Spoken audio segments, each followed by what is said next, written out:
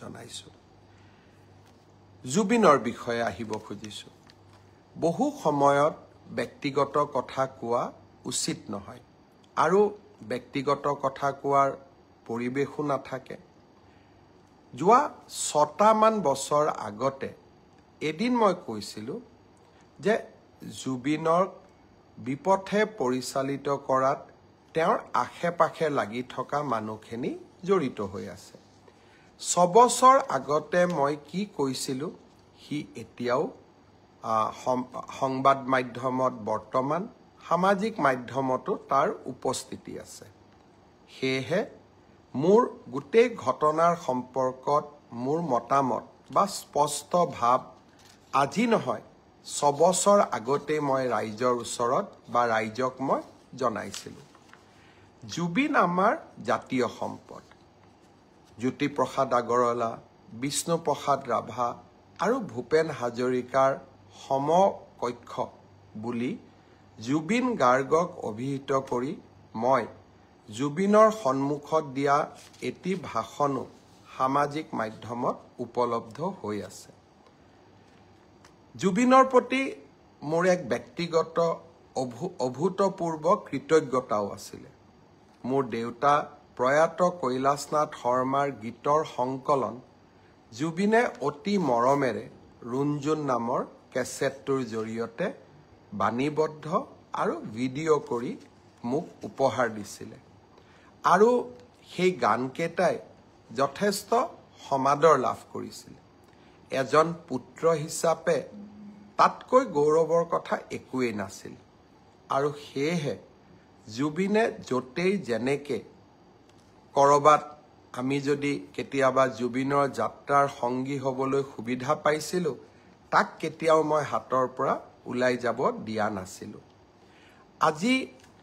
কোভিডৰ সময়ত মুম্বাইৰ পৰা জুবিনক উভতাই অনা ডিব্ৰুগড়ৰ পৰা বিশেষ বিমানেৰে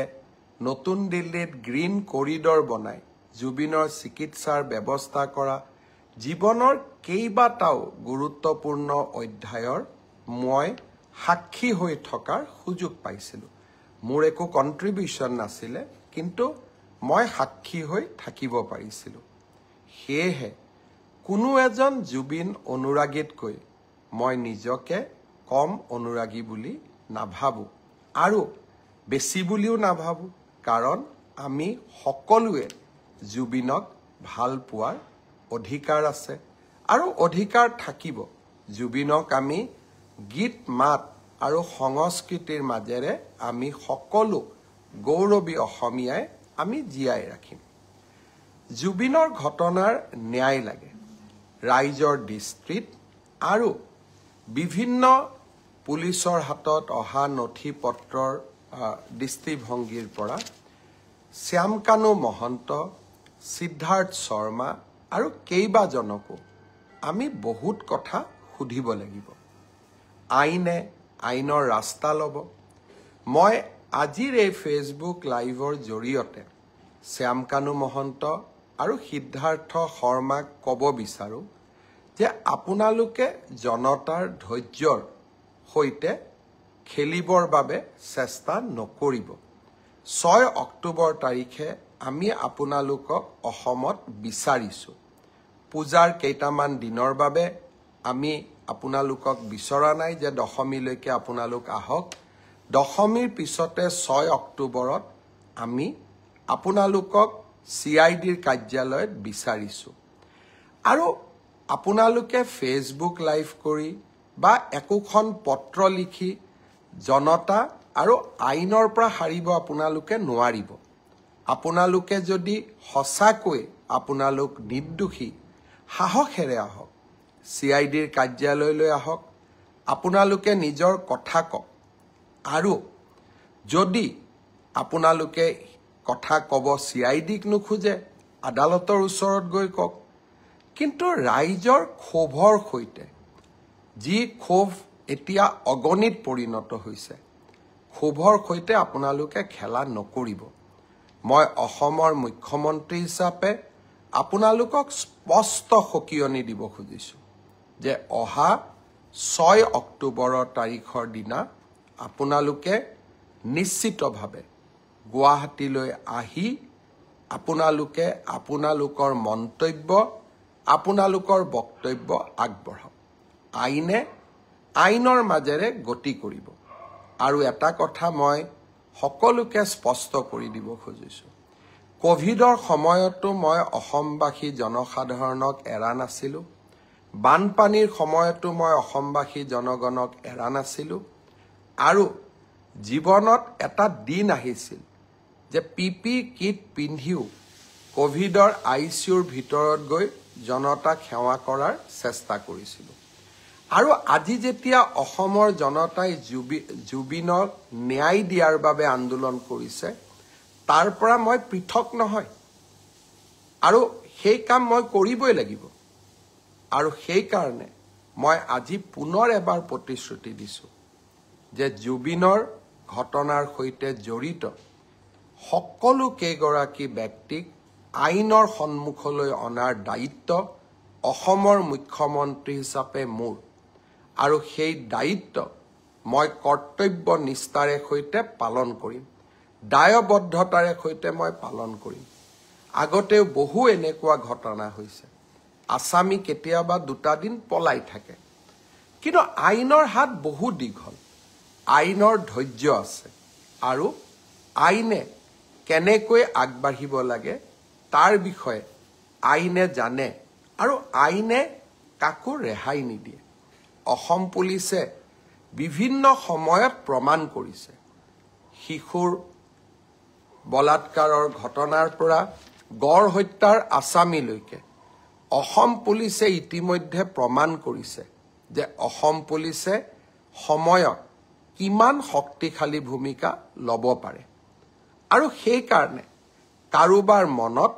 অকণমানো ধাৰণা থাকিব নালাগে যে এইখন চৰকাৰে জুবিনক ন্যায় দিয়াৰ প্ৰচেষ্টা নকৰিব এইখন চৰকাৰে শ্যামকানু মহন্ত সিদ্ধাৰ্থ শৰ্মাৰ দৰে ব্যক্তিৰ ওচৰত শিৰ নত কৰিব এইখন চৰকাৰে অসমৰ ৰাইজৰ ওচৰত শিৰ নত কৰিব সিদ্ধাৰ্থ শৰ্মা আৰু শ্যামকানু মহন্তৰ ওচৰত শিৰ নত নকৰে আৰু সেইবাবে মই সিদ্ধাৰ্থ শৰ্মা আৰু শ্যামকানু মহন্তক কম যে ঘটনা প্ৰবাহ বহু দূৰলৈ যাব নিদিব আইনৰ কোনোবাই যদি ভাবিব পাৰে যে আমি আদালতত যাম এন্টিচিপেটৰী বেইল ল'ম ইণ্টাৰিম বেইল ল'ম এই প্ৰচেষ্টাবিলাক কৰা উচিত নহয় কাৰণ জুবিন এগৰাকী জাতীয় সম্পদ জুবিনৰ হত্যাৰ প্ৰতিটো মুহূৰ্তৰ ঘটনা তন্ন কৰি ৰাইজৰ আগত আপোনালোকে ক'ব লাগিব আৰু মই ভাবো এই কাম আপোনালোকে কৰিব আৰু আপোনালোকক কোনো ক্ষেত্ৰতে আইনৰ বাহিৰত গৈ শাস্তি দিয়া নহয় আইনে আপোনালোকক দোষী হলে শাস্তি দিব দোষী নহলে আপোনালোকক নিৰ্দোষী বুলি ক'ব কিন্তু আইনৰ পৰা দূৰত থাকিলে আপোনালোকে কেতিয়াও নাভাবিব যে চৰকাৰ মনে মনে থাকিব আৰু চৰকাৰে ব্যৱস্থা নলব মই আৰু কেইটামান মনৰ কথা ক'ব খুজিছো এইখন জুবিনৰ অসম এইখন আমাৰ জননী আৰু জন্মভূমি এইখন অসমত আমি যিকোনো কাৰণতে এইখন অসমক আমি নেপাল কৰিব নোৱাৰো কেইটামান দিনৰ পৰা সামাজিক মাধ্যমত নেপালৰ উদাহৰণ দিয়া হৈছে আমি অসমত লাচিতৰ উদাহৰণ দিম আমি অসমত আমি মহাৰাজ পিথুৰ উদাহৰণ দিম আমি ভগদত্তৰ উদাহৰণ দিম আমি ভূপেন হাজৰিকাৰ উদাহৰণ দিম আমি জুবিন গাৰ্গৰ উদাহৰণ দিম আমি নেপালৰ উদাহৰণে অসম নচলাম আজি এটাই মই কথা ক'ব খোজো এটাও যদি অসমৰ সম্পত্তিক আজি আমি হানি কৰো আটাইতকৈ দুখ জুবিন গাৰ্গে পাব কাৰণ এইখন জুবিনৰ অসম আমাৰ সকলোৰে জননী আৰু জন্মভূমি আজি কেইগৰাকীমান ব্যক্তিয়ে জুবিনৰ ন্যায় বিচাৰি ৰাস্তাত আন্দোলন কৰিছে পুলিচে তেওঁলোকক গ্ৰেপ্তাৰ কৰিছে আৰু মানুহে সুধিছে তেওঁলোকক কিয় গ্ৰেপ্তাৰ কৰা হ'ল এজন ব্যক্তিৰ নাম অজয় ফুকন জুবিন গাৰ্গে নিজে এই ব্যক্তিজনৰ বিষয়ে কৈ যোৱা কথাকেইটা আপোনালোকে শুনিব জুবিনে জীৱনকালত কৈ গৈছিল যে এই ব্যক্তিজনৰ জৰিয়তে মোৰ লগত কোনেও সম্পৰ্ক নকৰিব মই জুবিনে দিয়া টুইটটো মই পঢ়ি দিব খোজা নাই জুবিনৰ ভিডিঅ'টো সামাজিক মাধ্যমত উপলব্ধ থাকিব আৰু এইগৰাকী ব্যক্তিয়ে কংগ্ৰেছ দলৰ যোৱা সাবুৱা বিধানসভা সমষ্টিৰ প্ৰাৰ্থী আছিল আনজন ন্যায় বিচৰা ব্যক্তি হল ভিক্টৰ দাস এগৰাকী সহজ সৰল ছোৱালী কেনেকৈ গুৰুল কৰি এই ব্যক্তিজনে পিটিছিলে তাৰ প্ৰতিশ্ৰুতি এতিয়াও আমাৰ সন্মুখত পৰা আঁতৰি যোৱা নাই যিদিনাখন এই ব্যক্তিজনে ছোৱালীজনীক গুৰুল কৰি মাৰিছিলে মই ভাবো সিদিনাখন জুবিনেও কান্দিছিলে আৰু জুবিনেও এই ব্যক্তিজনৰ বিৰুদ্ধে ন্যায় বিচাৰিছিলে অসমবাসী ৰাইজক মই বিনম্ৰতাৰে সৈতে ক'ব খোজো জুবিনৰ নামত চৰকাৰ বিৰোধী ৰাজনীতি হ'ব নোৱাৰে জুবিনৰ নামত আমি অসমখনক নেপাল কৰিব দিব নোৱাৰো আৰু জুবিনৰ আত্মাক শান্তি দিবৰ বাবে আমি এই অসমখনক সুফলা কৰি আমি নিৰ্মাণ কৰিব লাগিব এইখন অসমক আমি ভাৰতৰ শ্ৰেষ্ঠতম ৰাজ্য কৰিব লাগিব সেইবাবে মই সকলোকে কৰজোৰে অনুৰোধ কৰোঁ নেপাল কৰাৰ প্ৰচেষ্টা নকৰিব কাৰণ ইয়ে জুবিনৰ আত্মাক আটাইতকৈ কষ্ট দিব আইনে তাৰ কি ব্যৱস্থা ল'ব পিছৰ কথা কিন্তু কোনোবাই যদি ভাবে যে হিংসাই কাৰোবাক ন্যায় দিব মই ভাবো সেয়া কেতিয়াও সম্ভৱ হ'ব নোৱাৰে আইনে ন্যায় দিব অসমৰ মুখ্যমন্ত্ৰী হিচাপে মই আপোনালোকক প্ৰতিশ্ৰুতি দিছো শ্যামকানু মহন্ত সিদ্ধাৰ্থ শৰ্মা শেখৰ গোস্বামী যোনেই নহওক কিয় আৰু দুই এজনৰ নাম মই লোৱা নাই আমি কেতিয়াও তেওঁলোকক বিচাৰ নোহোৱাকৈ তেওঁলোকক সহজে আমাৰ হাতৰ পৰা আমি যাব নিদিওঁ মাত্ৰ ৰাইজক মই অনুৰোধ কৰিম আপোনালোকে আইন হাতত নলব পুলিচ আছে আৰু অসম পুলিচে যোৱা 5টা বছৰত কৰি অহা কাম আপোনালোকে দেখিছে কাজিৰঙাত এটাও গড় হত্যা নোহোৱা হ'ল শিশুক ঢিঙৰ ঘটনা জানে আমি কাকো কেতিয়াও এৰি দিয়া নাই আৰু এতিয়াও মই প্ৰতিশ্ৰুতি দিছো যে জুবিন গাৰ্গৰ প্ৰতিটো পল প্ৰতিটো ক্ষণৰ শেষ ক্ষণৰ হিচাপ আমি অসমবাসী ৰাইজে পাব লাগিব ধৈৰ্য আমাৰ থাকিব লাগিব কাৰণ যদি আমি ধৈৰ্য হেৰুৱাই পেলাওঁ তেতিয়াহ'লে আমি আমাৰ মানসিক সন্তুলনো হেৰুৱাই পেলাম আৰু তেতিয়া আমি আমাৰ আকাংক্ষিত লক্ষ্যত উপনীত হ'ব নোৱাৰো শ্যামকানু মহন্ত সিদ্ধাৰ্থ শৰ্মাৰ বিৰুদ্ধে আমি লুকআউট নটিচ ইস্যু কৰিছো অৰ্থাৎ তেওঁলোক এতিয়া বিদেশলৈ পলাই যাব নোৱাৰে পোষ্টমৰ্টেম ৰিপৰ্ট ছিংগাপুৰৰ পৰা আনিবৰ বাবে আমি প্ৰচেষ্টা কৰিছো গুৱাহাটী মেডিকেল কলেজৰ পোষ্টমৰ্টেম ৰিপৰ্ট ইতিমধ্যে প্ৰস্তুত হৈ উঠিছে দিল্লীৰ CFLলৈকে আমি তেওঁৰ ভিসেৰা স্যাম্পল পঠাইছো যাতে তেওঁৰ শৰীৰত কোনোবাই বিষ প্ৰয়োগ কৰিছিল নেকি তাৰ বিষয়ে যাতে আমি জানিব পাৰো শ্যামকানু মহন্তৰ প্ৰত্যেকটো একাউণ্ট পেন কাৰ্ড তেওঁৰ ক্ৰেডিট কাৰ্ড আমি সকলো ফ্ৰিজ কৰিছো যাতে তেওঁ বহু দিনলৈ বাহিৰত থাকিব নোৱাৰে আৰু 6 অক্টোবৰৰ দিনাখন লৈকে যদি সিদ্ধাৰ্থ শৰ্মা আৰু শ্যামকানু মহন্ত নাহে অসম পুলিচে আপ্ৰাণ প্ৰচেষ্টা কৰিব তেওঁলোক য'তেই আছে তাৰ পৰা আমি উভতাই অসম ভূমিলৈ লৈ অহাৰ বাবে আৰু আপোনালোকৰ হাততো কিবা তথ্য থাকিলে আপোনালোকেও আমাক সহযোগিতা কৰিব জুবিন ৰাইজৰ সম্পদ জুবিনক ন্যায় দিয়াৰ দায়িত্ব প্ৰত্যেকগৰাকী অসমবাসী ৰাইজৰ কৰ্তব্য। আমি কেইজনমানে এই দায়িত্ব মূৰত তুলি ল'ব নালাগে। এই দায়িত্ব 3 কোটি অসমৰ জনতাই আজি মূৰত তুলি লৈছে। আৰু জনতাৰ প্ৰতিনিধি হিচাপে এই দায়িত্ব মই নিষ্ঠাৰে আৰু সততাৰে সৈতে পালন কৰিম। প্ৰতিটো মুহূৰ্ত আজি কোনোবা এজন বেলেগ সিদ্ধাৰ্থ শৰ্মা আহি পাব দিল্লীত, আমি উৰা বাতৰি উলিয়াই দিম যে 10 বিত বহি থকা ব্যক্তি এইজনেই হয়।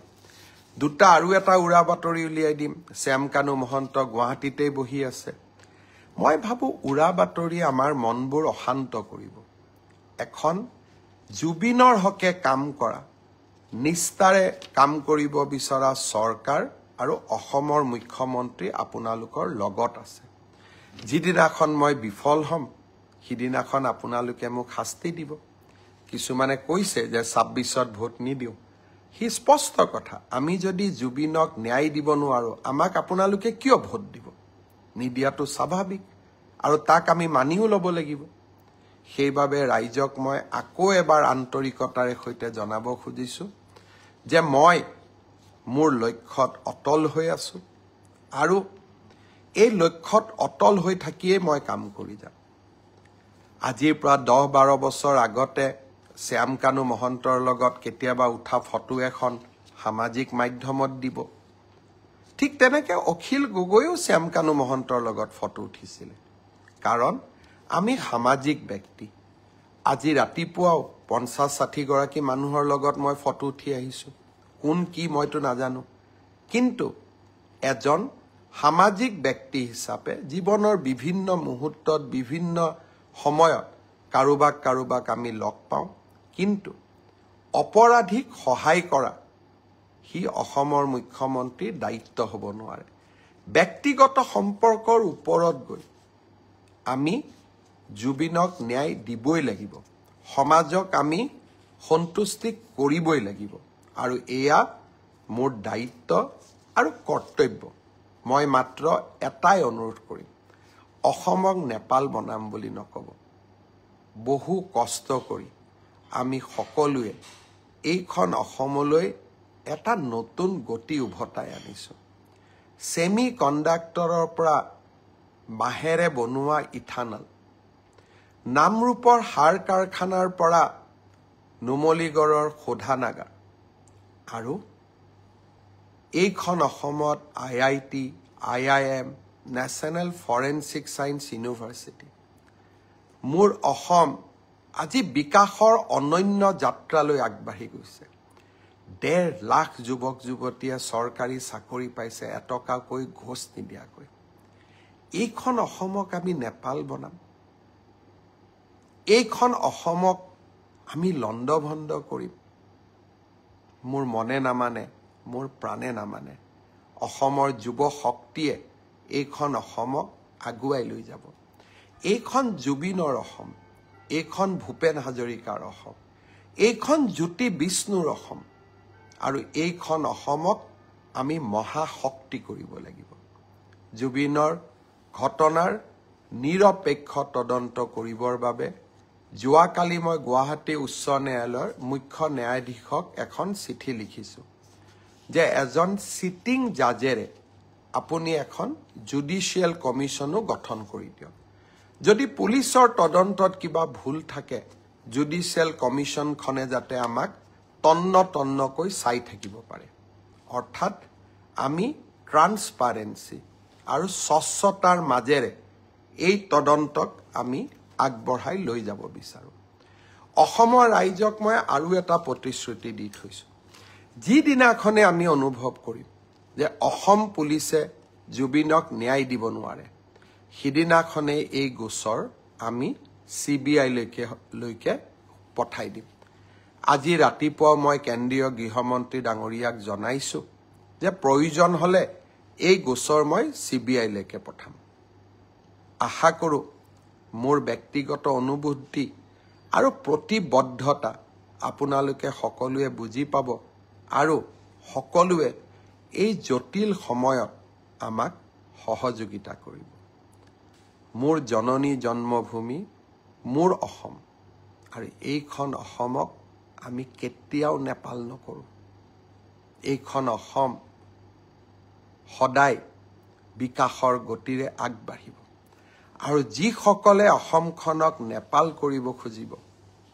তেওঁলোকৰ লগত মোৰ ৰাস্তা নিমিলে। আৰু তেওঁলোকক জীৱনৰ শেষ মুহূৰ্তলৈ আৰু জীৱনত এটোপা ৰক্ত থকালৈকে অসমক নেপাল কৰিব খোজাসকলৰ সৈতে সাহসেৰে মই থিয় দিম। লাগিলে তেনে কৰিবলৈ যাওঁতে মই মৃত্যুকো সাৱটি ল'ম। বহুত বহুত ধন্যবাদ।